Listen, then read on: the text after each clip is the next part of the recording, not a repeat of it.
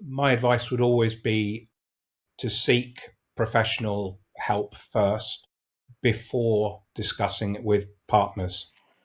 And the reason I say that is I think sometimes professionals can offer up some coping strategies, whether it's grounding exercises, whether it's mindfulness, whether it's breathing, or whether it's addressing the fact that our nervous system is shot to pieces and we need some support with that, understanding what trauma looks like and how it manifests itself.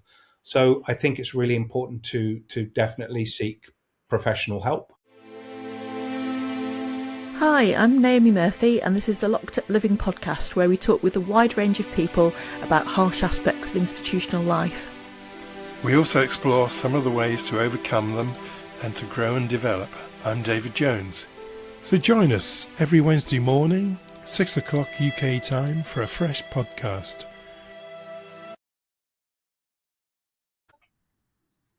So today feels like we're having a really exciting conversation. This is the largest number of guests that we've had, David and I, on Locked Up Living all together in one go. We've got 5 guests today, and the guests are all here to talk about an exciting project that I got involved with this year, working with a number of our former guests, Sane 7, Andy Woodward, Rafael Viola and Joe Sabian. So Andy, Rafael and Joe are 3 of our guests, and we're also joined by Tobi Tarquin and Dan. And the reason we've invited this group of men on is to talk about an exciting project they're involved in called Inside the Boys Club. Welcome to you all. Thanks for joining us. Thank you. Thank you. Brilliant. So pleased to meet you all, and thanks so much for coming along. So if we can begin at the beginning, what is Inside the Boys Club? What are you trying to do? Who wants to go first? First, if you want. So Inside the Boys Club, obviously, I think the public are aware what I did in 2016. Spent 9 years solid trying to sort of bring this out onto the surface, which did happen for a couple of years, but then it's been hidden around men. And, you know, it's so key and so important around sexual abuse in men that I ended up, not by chance, but I ended up meeting Naomi, and we hooked up together and we were talking about solutions for the future and how we can come up with some type of project. And then all of a sudden, Sane 7 appeared from nowhere and we connected. And she does photography for predominantly women. But as soon as she heard me speak and talk about the vision and what we wanted to achieve, she said, I'm in and we want to help you in any way that we can. So pretty much that's how it all began. And then we made contact with the guys, the beautiful men that are here today. That's pretty much it in a nutshell, because I don't want to drag it on too long. But, you know, I'm so honoured to the fact that I've got these men with me, because it's lonely on our own. And when we're fighting something like this, not so much fighting, but wanting something for the future, brighter future for men, then it can be very lonely and it can be very hard work. But to actually have these men alongside me now is a privilege. It's a privilege, David. Thank you. So when you met with Sane 7, what was the kind of idea that came out of that? It was discussions between myself, Naomi, Sane and Marius, and we were just talking about the vision and how we want to make something that is impactful, but also with a positive edge. So it gives the viewer a hope or a belief that you can come through all this. And between the 4 of us, we obviously came up with their photographers, and, you know, that's what their skill is. You know, I'm a speaker, you know, I like to talk, so it's not my skill. So they designed what they could see in their vision for the future. And it's very special what they both did. And it's something that's imprinted now, so it's not going to go away for the future, and it's something that we can build on from a foundation level. Probably worth clarifying, just in case there are listeners who don't know Andy's story or haven't listened to that podcast, that what we really wanted to do was raise awareness of the issue of sexual abuse of boys in childhood, because actually boys comprise at least a third of victims, possibly more. So we're talking about numbers in excess of 150,000 boys being sexually abused within the next 12 months, and also the fact that it takes men a very long time to speak up, potentially up to 2 decades, to disclose about the experiences they've had. So wanting people to be able to reach out and get help much earlier in their lives, rather than looking back and feeling like parts of their lives have been ruined by what happened to them. That's brilliant, Naomi. I didn't want to take too much time up, David, so I'm aware that we're in a group of rather than just me on my own. Yeah, absolutely. Yeah, we'd love to hear from others, and others can speak up freely without being directly addressed. So if I was an ordinary member of the public, which I am really, they might ask, why is this important? Why does it matter? Well, it's a global, I call it an epidemic for generations, that this has been going on with young boys and children that are vulnerable to position of power and position of trust. So the importance of it is beyond scale. I don't even have words to comprehend how important this is. And obviously this is just in the early stages of foundations of building something, but I've watched the amount of charities, the amount of mental health charities that are out there, which is great, don't get me wrong, they're all out there for a purpose. But there's also elements of, like-minded souls that can reach out, but also build on that, that there was the opposing president of Venezuela spoke about how she flew over to Paris. Now, she talked about a movement and how she's generated millions of people who are like-minded people that are all together in this. So this is what the foundations of this is around, because there's many charities out there, etc., that can only reach a level that is the ceiling of what they can do. With this, there's no ceiling. So it's about gathering as many other survivors that we can to give a positive future and actually come up with different, unique perspectives on how we can do that. Thanks, Andy. Has Yeah. anyone else got a view on why this is important? Yeah. Can I say something? Sorry, Joe, you could carry on, Joe. No, come on, age before beauty. Come on, Rafael. Thanks, Rafael. My name's Rafael. I was in the children's homes in the late 60s and the early 70s. I was there for 6 years. I've met loads of survivors. I went to 5 children's homes. And then days, there was a lot of the children's homes for boys, schools. A lot of boys got abused. Sorry, still here, mate. It's reconnected. A lot of boys got abused, like myself and my younger brother. We had to grow up. A lot of us had to grow up from estate schools run by the Catholic Church. We see what it is. We suffer with mental health from the abuse, but as we get older, it's like a cancer. And as you said, we don't usually come out until 20, maybe 30 years later. And there's a build up, and at the end, you just explode and you come out. This is why a lot of people come out. But I just want to say, right, what we had to go through with homelessness, alcoholic abuse. I've tried to commit suicide twice when I was, I have been on drugs, I've been homeless, relationship problems. The list goes on and on. But why I'm glad that I want to do this project is bring awareness, because there's not a lot of people know about us. Boys get abused. They all like the government safeguarding for women and girls. There's a safeguarding for men, boys and men, because there's a lot of us. No, but they seem to they say to us, "Oh, grow a pair, get a pair of balls," or no, it's still taboo or whatever. But I come up from brought up in a council estate, so people like myself, we can't say, "Oh, we've been abused," because it's a sign of weakness for us. And I speak to many of the homeless people as well who have been in care. They can't, because we're vulnerable. For the background that we come from, we are vulnerable with people. If we tell people, "Oh, I've got abused when I was a kid," it shows it different kind of people, it shows a wee bit of weakness. But I just want to get a part of this. So awareness. This is what I want to say. Look, we ain't alone. There's loads of boys growing up into adulthood with mental health problems, and it has to be addressed. It has to be nipped in the bud when we're children. Because to look after an adult, it costs, if a child is seen to when he's a child, it could be, he or she could be fixed. They could be mended. But when you get into adulthood, like myself, we can't be mended. We're broken, like my younger brother.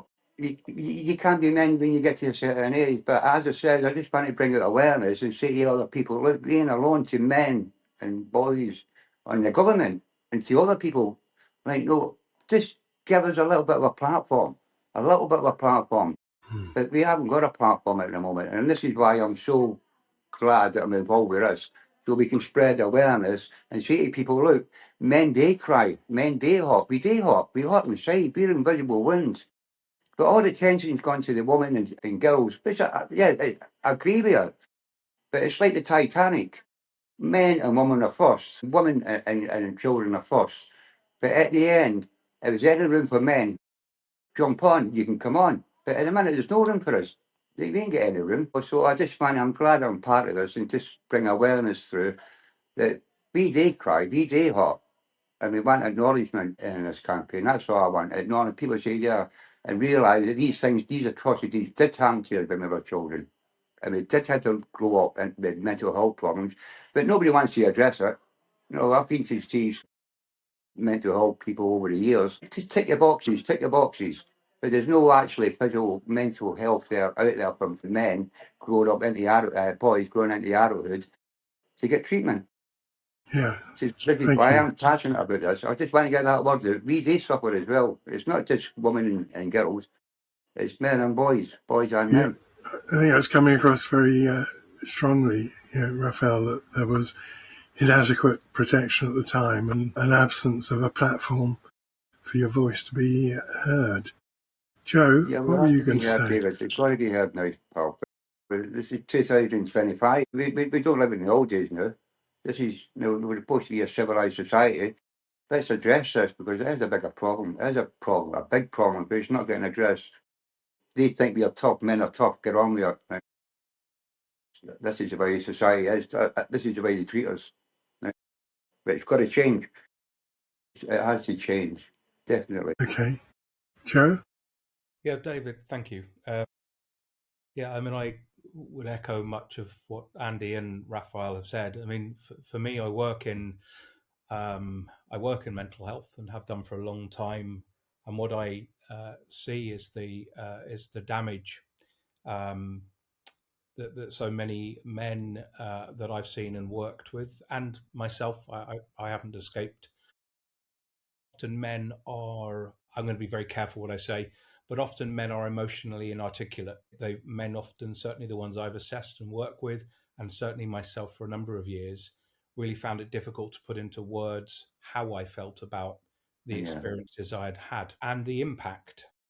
And I think, where you take, I was talking to Naomi about, we're looking at having an annual event, hopefully bringing everything together. But ultimately, what happens if we don't do this?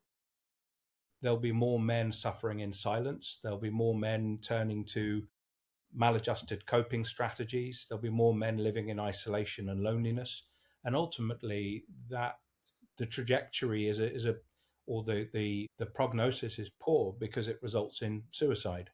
It results in men not feeling that they're part of society and living every day with something that weighs incredibly heavy.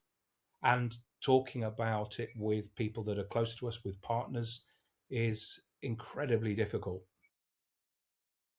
So, to my mind, and I think it's probably shared with everybody, I'm sure they'll tell me if I'm wrong, but it's about being a voice. It's about being, and this is going to sound somewhat cliche, but being a beacon of hope for other men to see that we have said, okay, enough's enough.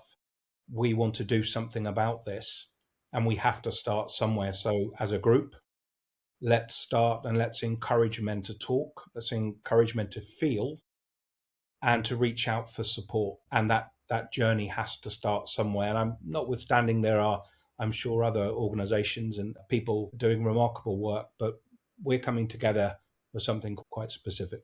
So that's my that's. Thank you.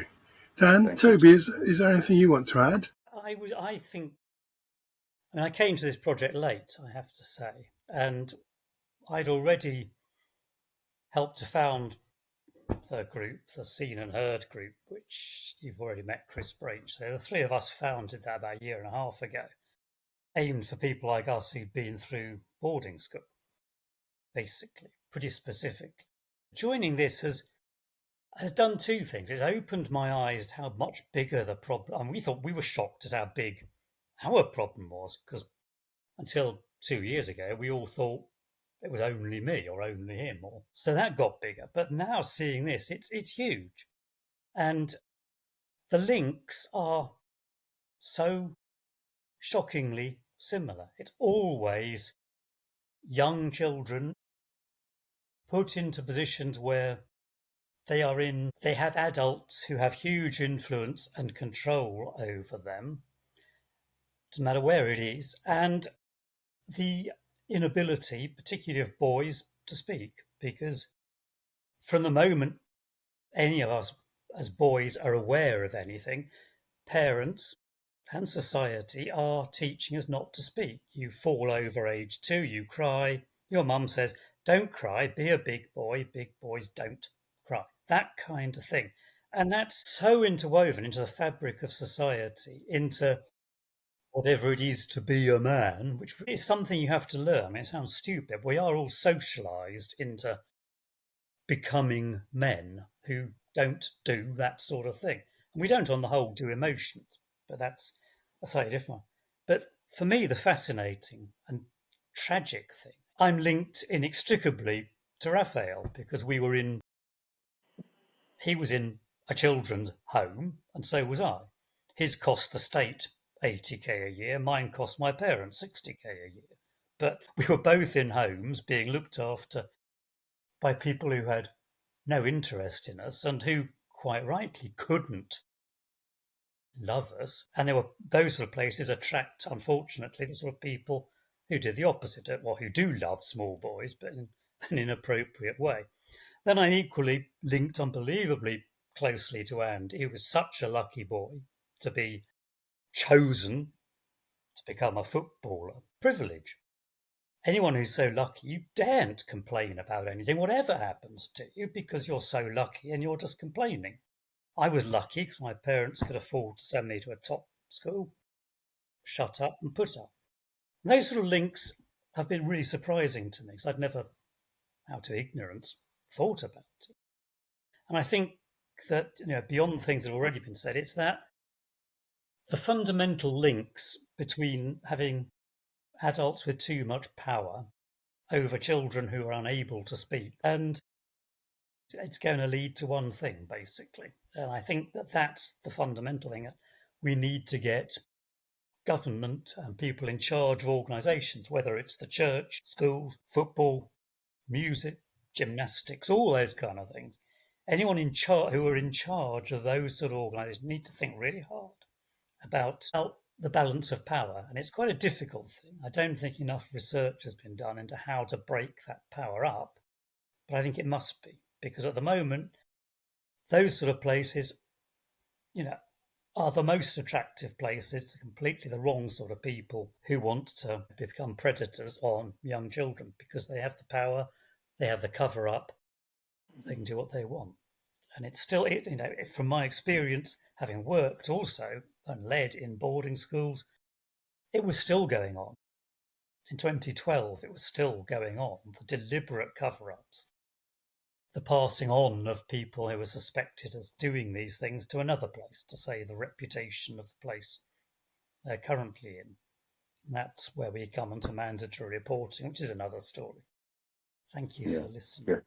Hey, Tobi, just to say, Tobi, you're also linked with me. I was brought up in care as well. Unfortunately for you, you're linked with me as well. I didn't know I'm very honoured to be linked with all of you, to be honest. Oh, well, you are kind. We're all kind of connected in a sinister plot, I think. Yes. Dan, how do you see things? I think the main thing for me is from this campaign, I really want people who are survivors to feel less alone. I want there to be faces and, dare I say it, personalities or people that they can relate to that have been, we've all got similar yet very different stories here. And I hope that there would be resonance for somebody, whatever they may have been through. So I think for me, just really wanting people to feel less alone and to feel that they can relate to us in some way.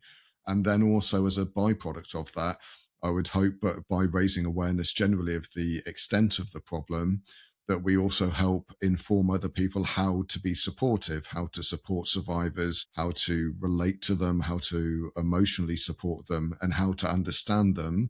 So that, for example, as Joe mentioned, the emotional illiteracy that can be there in the earlier part of one's journey, so that is more understood and it's easier to see beneath the surface, to see that there is actually something really significant going on.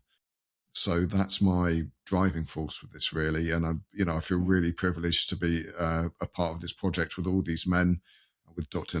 Naomi and Sane. And it's just, I really feel that we're going to do some amazing work. And as already been mentioned, we are looking at a yearly men's conference that we're going to be running. Others are better qualified to talk about it than me, but we're really trying to bring this to the public awareness and to offer support for other survivors. So really excited about that.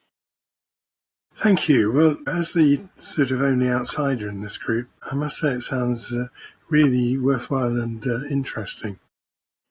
But I mean, sorry. May I just come in just to add to that just at the end?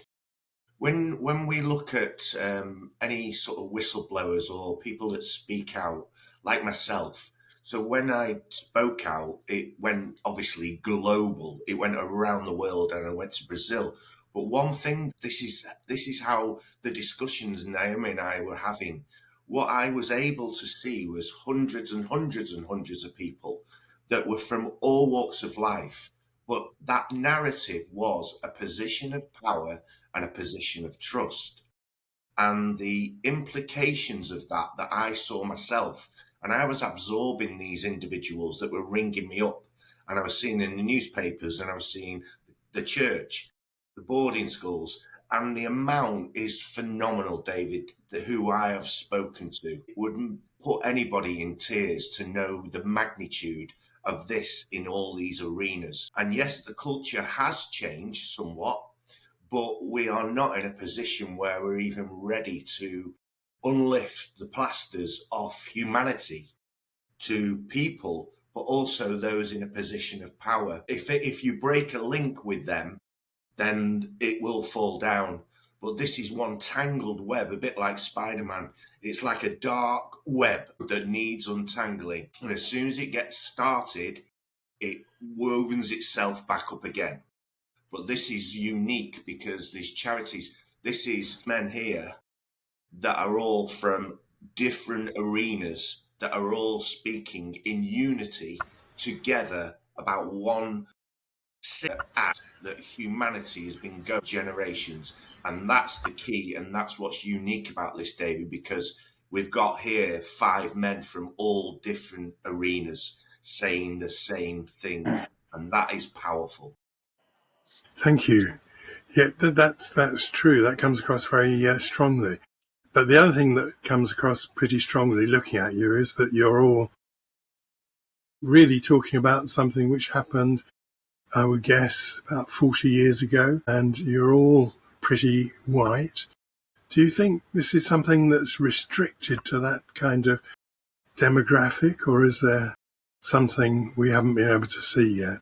Well, as I've just said, I know from my sphere, i.e., independent schools, that it is still going on. Certainly since I was last working in one in 2012 here in the UK, it was going on loud and clear there. Reputation of the institution above the welfare of the children. So we think this guy's doing something. We don't want him to get caught in our school doing it. So we're going to pass him on. We'll give him a glowing reference. I'll go and talk to a friend at the next headmaster's conference. We'll get him in somewhere else. And the particular guy I'm thinking about, he was got in somewhere else. And less than a year after he went to that somewhere else, he was caught red-handed. He ended up in jail, quite rightly. But as far as I was concerned, one of the reasons I left that was that I confronted the senior management of the school. I said, look, you caused all that damage to be inflicted on other children who wouldn't have had it if you'd done what you should have done. He said, oh, we didn't have to, and we didn't know, so we couldn't. And it was all that wiggle room, which is why mandatory reporting, not as it currently is, because it's been watered down to mean nothing, but it needs to come into power very soon properly, not in a way that can be wiggled out of, because it will be wiggled out of. So, it is, as far as I'm aware, in my sphere, it is still alive and kicking and will continue to be, because reputation, especially for money-making things or for things like the church and for high-profile things like football or gymnastics or tennis or whatever else, reputation always comes first. A final twist, if I can just say one more thing, is that a majority, something like 60-70% of the people in power in institutions that should be there now to help our cause, unfortunately have been through the boarding school system. Look at all the politicians, look at the BBC, look at the judiciary, see the percentages for yourselves. You can look at it later. It's all in the public domain. And they're the ones who at the very least haven't yet been able to admit to themselves that it wasn't all good. And at most, looking at one of our relatively recent, rather flamboyant prime ministers, is in complete denial. And so they will feel a need to cover up themselves, partly to protect themselves and to help to protect the institutions that they love and that they're now in charge of. So I think the problem is really deep, and that's, I think, going to be our biggest problem, is to get past those people who are blocking the doors, frankly. Thank you. So I imagine you would all agree with that. But what about this question of ethnicity? Do you think this kind of abuse only applies to white boys? I don't think so, David. I definitely know it's not. But the culture back then, if we're talking 40 years ago, was very different to what it is now. It doesn't matter what race, colour, creed, religion, female, male, you name it. It does not matter to a predator. It's their prey. And it's a bit like, it's primal. It's something deep within them. Gender, whatever, does not matter with a predator. Trust me. There's no colour or anything. At the end of the day, they have the same as everybody else. Man or woman, or boy or girl. There's no difference. Thank you. Can I just say something?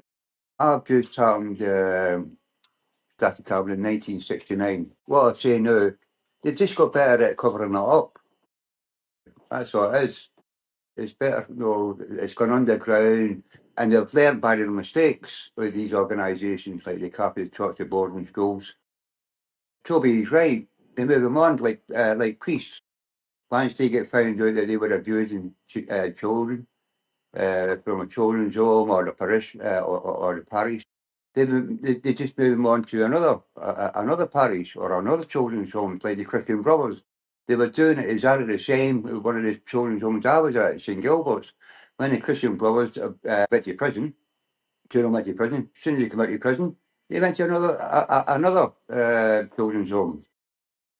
Or if they got found out, a priest gets found out that he was abusing children, they just move them to another parish or another children's home.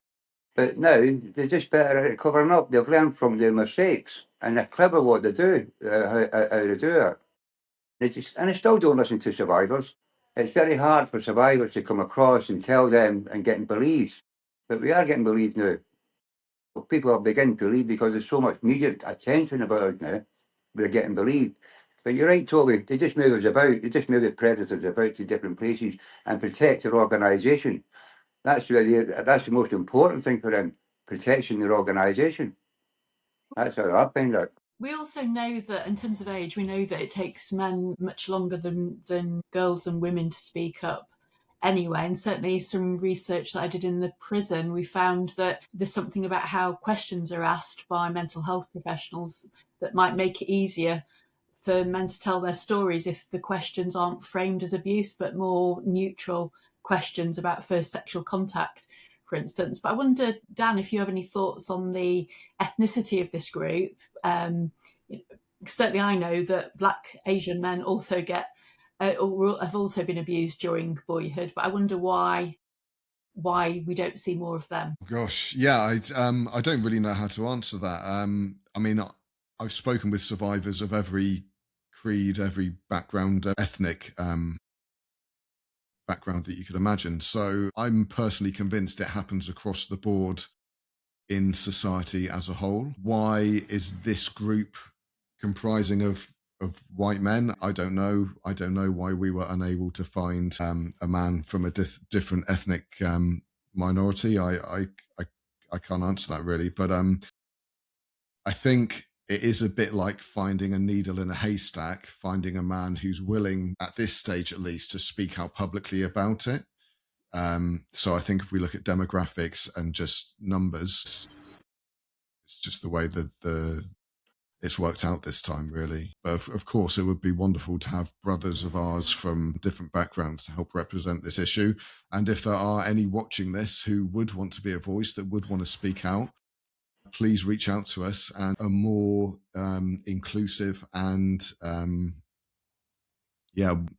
offering really to hopefully resonate with more people. But I'm absolutely sure, if only from the other survivors I've spoken to, that this happens across all levels of society and all cultures as well.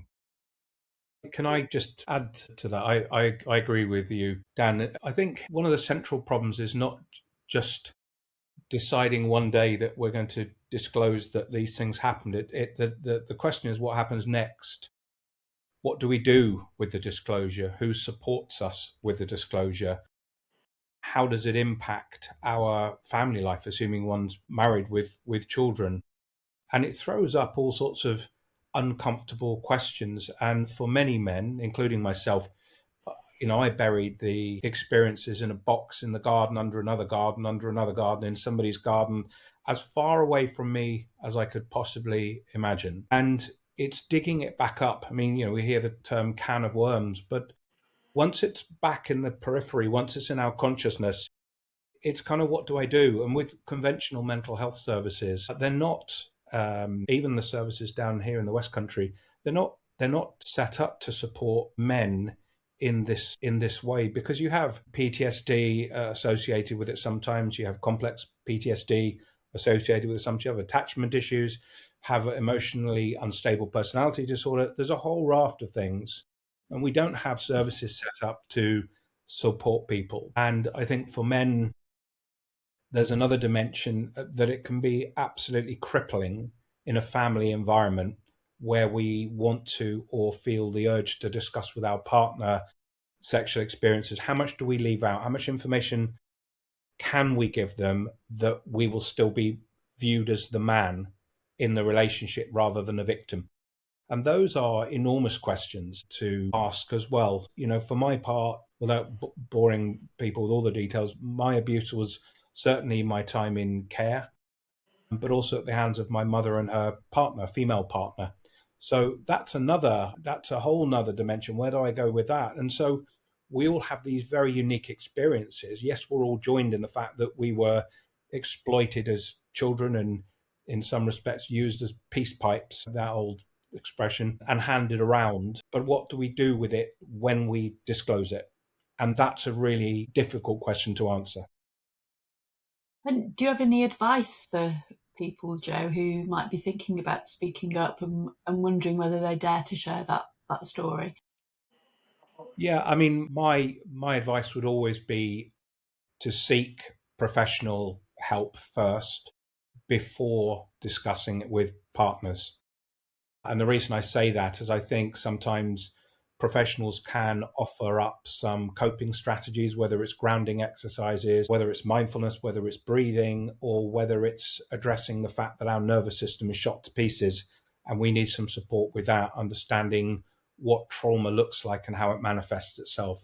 So I think it's really important to definitely seek professional help, but even choosing the gender of a therapist can be problematic. How comfortable do men feel talking to another man about it? What sort of man will he need to be? What sort of woman would they need to be? And so it throws up again a whole raft of questions. And often people just bury their heads in the sand and think, look, sack it. I'll just drink a bottle of whiskey. It's done me well for single malt whiskey. It's always done me well for this time. Why change? So I think getting professional help, and I think trying to trust the people who are immediate and who would be considered in our protective, choosing very carefully who we trust and who we disclose to, and recognizing that once it's out, it's out. So I would, in answer to your question, definitely seek professional help. I probably wouldn't go through the NHS, if I'm honest. I would look for a private therapist.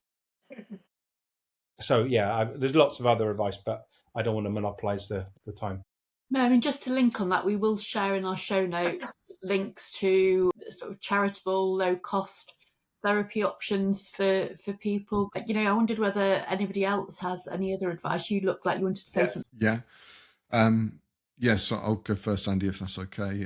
So I would echo what Joe said about finding professional support and looking for it outside of the NHS. I've got quite a lot of experience with the NHS, and unfortunately they are not very well equipped, in my experience, to deal with childhood sexual abuse survivors. And a lot of their modalities are very rigid or very traditional. And there's a lot of wonderful, holistic modalities out there of therapy that can be very useful. So you're looking at things like somatic therapy, somatic experiencing, something that TRE, trauma release, I forgot what it's called, but TRE, very effective. Trauma release exercises. Thank you, Naomi. It's good to have a doctor here. But so seek professional advice. Like the warning I would say is like, look, you've again, to echo what Joe said, you've got to be careful about who you share this with, especially with family, because I think it can really be a double-edged sword. Some families, I've spoken to survivors where their family has responded beautifully and they've all got on board and they've been incredibly supportive and they've believed them and they've supported them, and it's made the process so much easier. Unfortunately, I would say it's just as common to be actively disbelieved, to be made wrong, to be shunned, or to be effectively exiled from your family as a result of rocking the boat, really. So you've got to be careful about who you share things with, and it's good. You need to talk about it. And as you get to a certain point, you have to talk about it. And it's important to do that. But start with a professional and try and find a trusted, safe person who has a level of compassion and understanding and who really has your back, and under the guidance of your therapist, I would say. Thank you, Dan. Andy, you wanted to... Yeah, I just echo what both Joe and Dan have said in terms of professional help. Obviously, I was in the police force for a number of years, and the judicial system is it can be a very lonely place for any victim to actually step into that arena, because they're living in fear anyway, and they have lived in fear throughout their lives. To actually tell a loved one it could be a time bomb, as Dan said, within families, because it can invariably happens within familiar, and the ripple effect can destroy others around you. So when it comes to speaking up and going to the police, it's a very, very difficult subject to not only speak to a police officer, but their expectations on how long that trial or how long it's going to take within that period of time is really something. Do you know something? It's good to smile as well, isn't it? Because it's a deep, dark subject, this. And it also shows the audience that, it's a serious subject, but we're all sat here smiling over something as a noise. But I was saying about the judicial system, and I do believe with us growing this, that some serious questions need to be asked about about victims and the process, and the length of time is not going to be a quick fix, how long it takes. So the first step is speaking to a loved one or somebody they trust, because fear is something, and shame are two words that live with any victim. So it's such a delicate arena, and we lose too many people. I've lost friends that came forward in 2016 that didn't get justice and no longer here because they couldn't cope with the length of time. So that is a long debated question, but it's something that I think we can grow together, that needs to be looked at, because humanity, we lose too many people, as Joe said before, picking a bottle of whiskey up, oh, I can't deal with this. It's something that is, and it is a global epidemic. It's not just in this country. This is global. So if we think of third world countries and people that don't have the money to go and see a therapist, go and see a professional help, where do they go? The judicial system's all wrong in different countries. This is a really wide topic that really needs somebody to sit down. Toby mentioned before, those in power, unfortunately, they've been through that system, haven't they? So it's just breaking that chain. So and I just want viewers to also understand that once you've got that trust and once you've got that safety net, whoever that will be, and hopefully we can grow this where it is a safer place for others to be able to speak first. The disclosure isn't a problem, because the police, as long as you've disclosed to someone, then that can be written or put within the statement anyway. So there's no worries with that. It's just finding somebody safe to talk to. And Toby, you've got your hand up. You wanted to say Yeah, I'm very something. polite being a school teacher. I put my hand up. I'd just like to add to what Andy was saying about timescales. I mean, just the last couple of weeks, I've become really sort of quite stressed by the timescales. And I've begun to think that if I'd known at the beginning how long it would take, I wouldn't have started, because the time hurts by itself. And there's something wrong. I understand, there are COVID backlogs, there aren't enough judges, it takes time. I don't think a lot of understanding, maybe some thought, but not very much empathy or understanding comes when anyone considers time. They could say, oh, it's only a sort of tiny percentage of the time you waited to disclose. Well, that might be true, but somebody's eventually dared to do something, try and get some justice. And then you look at years and years and years and years. And then I discovered this thing called the Criminal Injuries Compensation Scheme. Well, great. Andy's laughing, uproarious, and I am thought of in a sick way, because I applied for that because I can't afford any kind of therapy. I can't afford it. Yeah. Because I haven't been working. Because I mean, the only reason I found out about all this is because I became seriously ill in 2019. That's a different thing. They said you fill in the form, you send it off, you get an instant automated response. We should get back to you in 12 months. So sometimes it takes longer. Well, 19, 20 months later, I haven't heard a thing. You can't contact them. You can't speak to anyone. You can't do anything, even to try and vent, tell some poor girl on the phone off. I didn't mean to sound sexy. You can't speak to anybody. They will not accept emails, calls, anything. So you've got no idea what's going on. Can I just ask, though? I know, justice is so important, but people often, sadly, don't actually manage to get it. But I'm wondering, are there other reasons for speaking up beyond justice? As with other sorts of issues that might crop up for people. Dan, you've got your hand up. Yeah, I think if we look at the abuse and how it occurs, so much is done to the victim, so much is done to the survivor to make sure that they don't speak out. So to speak out about your story is to reclaim your voice, is to reclaim your agency, is to reclaim your authentic power, you could say. So me, although my speaking out carries a very heavy price, I'm still incredibly glad that I did speak out, and I feel like things clicked and aligned in me and a weight was lifted from my shoulders, although there was repercussions to speaking out.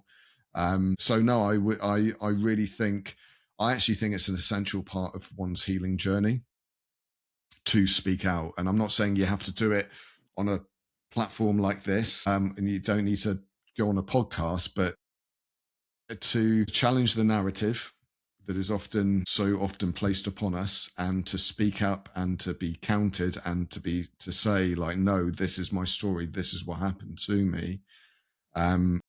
There's a self-respect and a self-assurance that comes from just being true to yourself. So for me, it's an essential part of healing. Thank you. Rafael? Yeah, you're right about speaking out. But a lot of survivors, we get silenced. I was a part of the independent inquiry into child sexual abuse.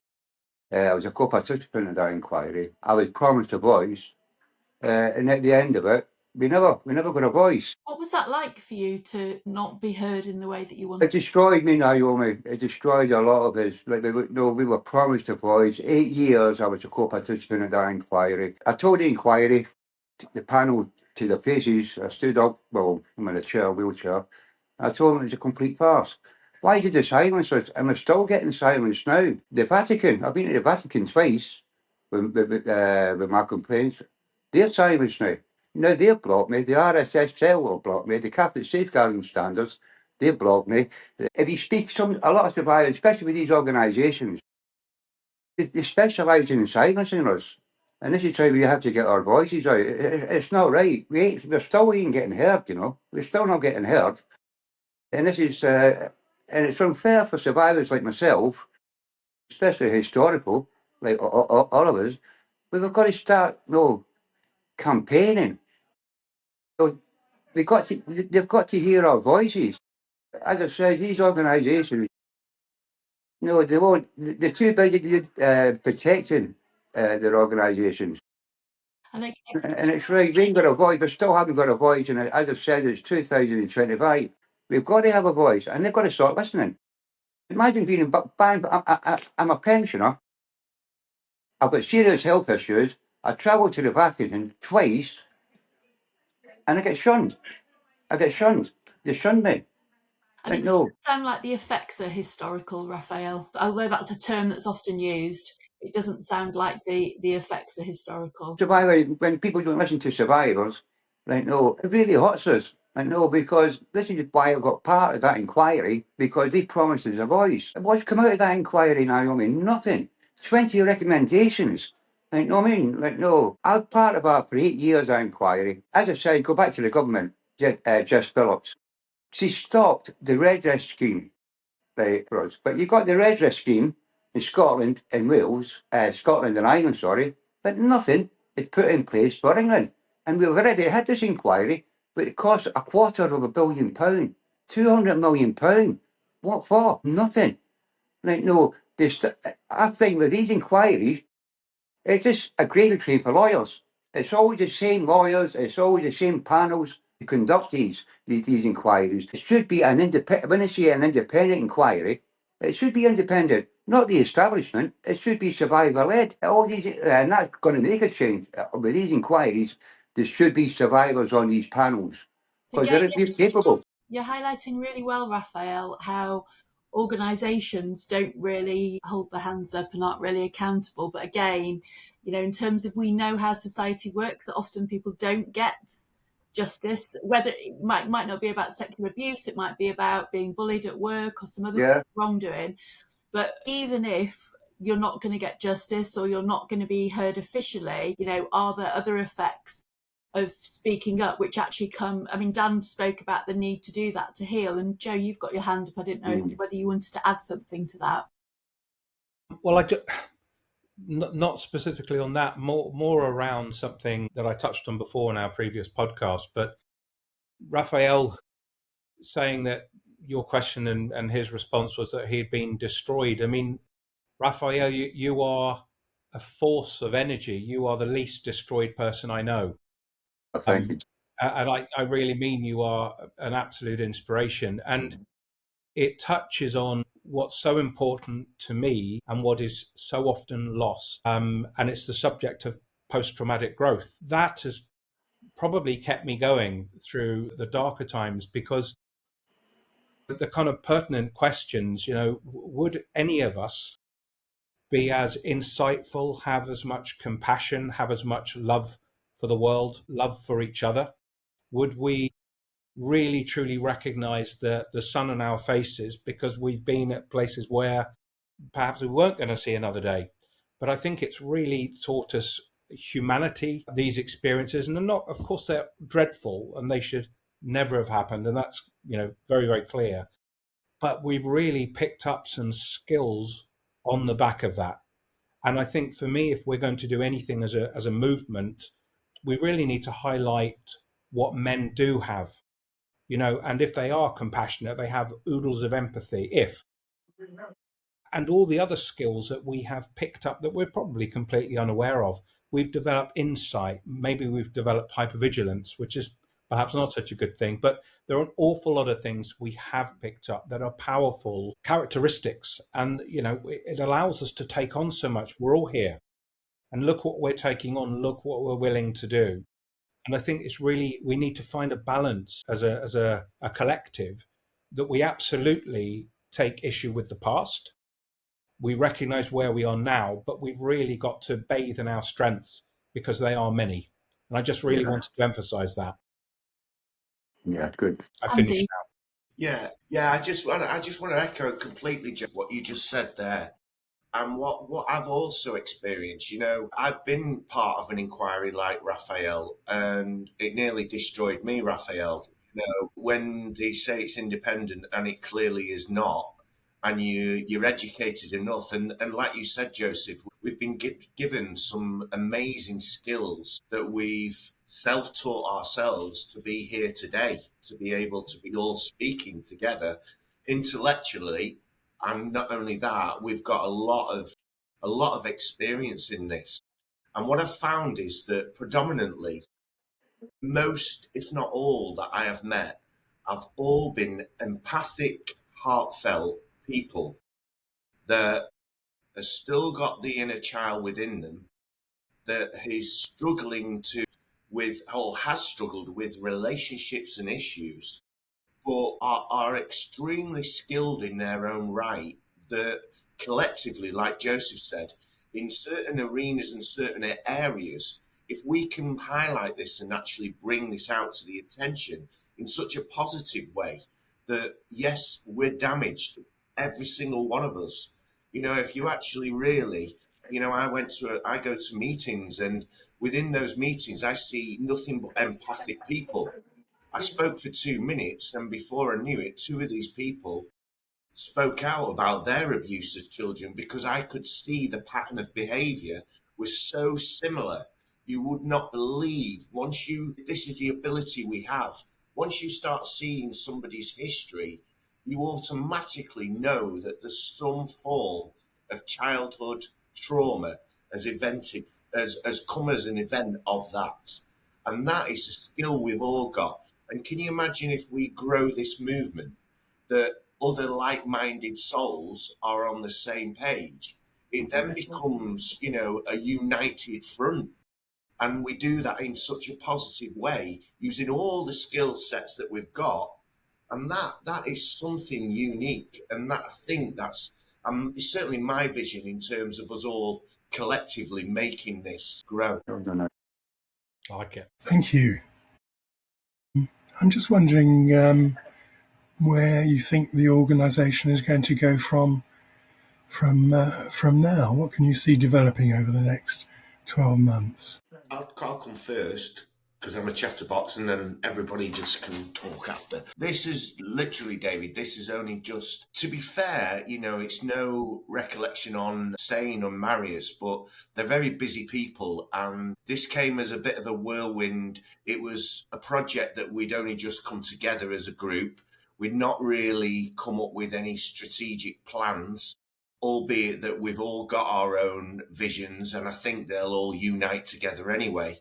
But what's important about it was the fact that we had a window of opportunity to get those photographs and videos completed. And that mission, that first mission, I always put it as mission 1, is complete. because those images, those videos will not go away. So we've got a blueprint there. And when you've got a blueprint in any organization, you then start fulfilling that blueprint, and you come up with different, objectives, and you go through each and one of them to see what outcomes you can get from each and every one. And what's important where we're at the moment is we're asking people to collectively come together and let this grow and let it organically grow in its own way. There's no time scales, because hopefully with the five of us and many more have got plenty of time left. This isn't something that can just automatically go, oh, I've already done that, David. I did that in 2016. You had the world's press there. I didn't bloody know. I had my vision, but I was just sat there on the end of a table going, right, yes, I'm going out to millions of people, but I had nobody around me. It was just, right, let's do this. That was my learning curve. This is now about strategic planning. And we've talked about the events, we've talked about other things that we will do, but it's not something that can just go like that overnight. And I already foresaw what was going to happen with the press, because the media didn't really want to highlight this straight after Prince Andrew and Epstein. It's a bit of a difficult situation, that. So the reluctance to put something out there straight after is something that I could foresee anyway. So the press and the media and the social media and all of that will come in time when we've all come together around the table. This is just purely now for people to look at this and go, wow, that's 5 men together all talking about this. Well, we can all grow together, and that's pretty much where I'm at anyway, and I hope the other guys will agree that we've all got our own niches, what we've got, and that collectively becomes very powerful, David. Yeah, sure, I can see that. I mean, because you obviously developed a great momentum during that project, and it's important, really, isn't it, that that's used well and maintained in some way. Someone mentioned conferences earlier on in the conversation, didn't you? Was that you, Joe? Yeah, it was just really a thought about not losing traction and momentum of the project, and that sort of central question of what next, what happens now. Because this is fine, but unless we are considered and strategic in terms of what we do next, then there's every possibility that over time, because people move on and life gets busy, that it would have fizzled out. And it's too important to fizzle out. And that's not something I think any of us would allow now. And so the idea came up to have an annual event where, and I chucked something over to Naomi, which I think has been circulated, just with my ideas around what that might look like and the benefits and the purpose of it. And it's for everybody to contribute to. But most importantly, we want to say we're here and you're not alone. I think, Dan was saying earlier on, Dan, all of us, I think, share that. The worst thing in the world is holding this or thinking that you're alone with it. That's a sort of thing in itself can take people to incredibly dark places. It's awful. And then you realize, actually, there's some other people around. And then you realize there's thousands of people around, and suddenly the sun comes out. So for us, the idea of the annual event is to celebrate that we're still here. It's to celebrate what we can now offer the world. And I don't mean that in any grandiose sense. What I mean is we as a group can say, okay, well, look, there's support groups here. This is the sort of therapy that's worked really well. This is the research. This is the funding. These are the people we're going to hold to account, but we do it not as one. In Rafael's case, traveling all over the globe on his own to be shunned. But actually, it's a movement, and actually the movement's going to knock doors down. Yeah, the movement is what draws the noise, draws the attention. And Rafael's not on his own now. Mm-hmm. So actually, it's to build on this year on year and make it big, make it loud, and make it terrifying for people who perpetrate these crimes. That's my humble no place to hide. Let's leave no place for them to hide, the perpetrators. Absolutely. So that's my take on it, David. Thank you very much, No, Kieran. thank you. Anyone got anything to add to that? I just want to add one more thing, just the word collaboration. Uh-huh. Collaboration is a very powerful word. And if you all collaborate on the same page and you're in the same balance, or you're all on the same wave, that wave grows. And I think that's what's key. And I think that's what's also really important, that it's like Tobi's, he's set up his stuff that he's doing up there, and that collaboration with him and his organisation and also others, that's then, if everybody's on the same page, that's when things start to, they grow organically, and that grows and grows and grows. So I think that word collaboration is really key for us as well. Good, very important word. I agree. Is there anything important that we've missed before we wrap the conversation up? Anything that, Dan? Yeah, so one of the questions that kind of get bandied about is why it takes men so long to speak out, 20 years plus. And I guess I just want to add another perspective to that. I think we've touched on that to an extent already. But so for me, the reason that I didn't speak out until I was 40 was because I literally couldn't remember the abuse that was done to me. So what I want to speak to is that the reality that there are very sophisticated networks and predators who have almost like a operational handbook, which they know how to inflict disassociation in their victims. So for some people, it may not even be a case that they can remember, but something triggers, something happens, in their 40s or their 50s, and suddenly all the memories start coming back and they're like, oh my God, this happened to me. So I just want to say that is part of the landscape, and that it's horrifying and it's terrifying. But also, I know for me, when the memories did start coming back, my life suddenly made complete and utter perfect sense of why I had struggled so much, why I'd hated myself so much, why I'd found myself so disgusting and so on, is because of these horrendous things that I suffered as a child. So, yeah, I just want to put that out there, if that's okay.